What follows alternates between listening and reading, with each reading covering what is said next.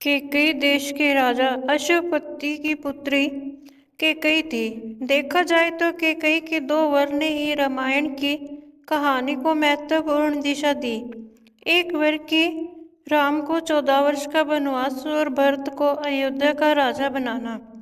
केकई ने जब राजा दशरथ से राम के लिए 14 वर्ष का वनवास मांगा तो इसके पीछे 3 मुख्य कारण बताए जाते हैं। नंबर 1, पहला कारण ये एक प्रशासनिक कारण था। रामायण की कहानी त्रेता युग के समय की है। उस समय यह नियम था कि अगर कोई राजा 14 वर्ष के लिए अपना सिंहासन छोड़ देता है तो वह राजा बनने का अधिकार खो देता है।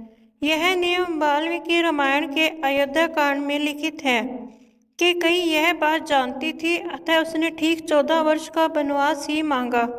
यह अलग बात है कि बाद में भरत ने सिंहासन पर बैठने से मना कर दिया और वनवास समाप्त करने के बाद राम ही सिंहासन पर बैठे।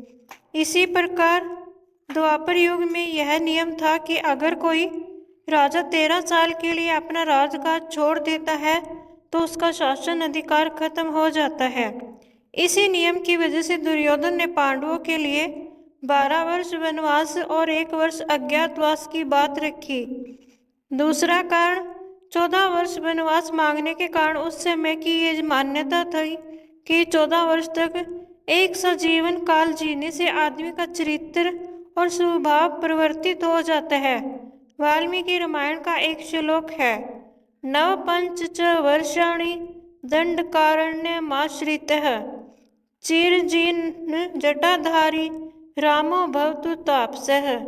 इसका अर्थ है दंडक वन में 14 वर्ष तक पेड़ की छाल, जानवरों की खाल पहनने वालों को जटाजूट बनाकर जीवन जीते हुए राम अपना पूरा जीवन तपस्वियों जैसा ही जीने लगेगा।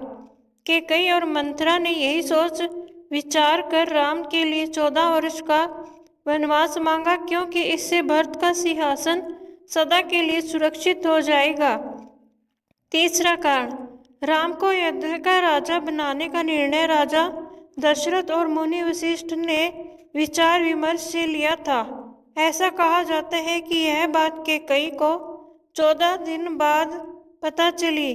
केकई दशरथ की प्रिय पत्नी थी, लेकिन उन्हें ये बात मंथरा से मालूम चली। इसी बात का बदला लेने के लिए केकई ने 14 दिन को हर 1 वर्ष मानकर 14 साल का वनवास राम के लिए मांगा। दोस्तों, मेरी यह वीडियो देखने के लिए आपका बहुत बहुत धन्यवाद। जय श्री राम।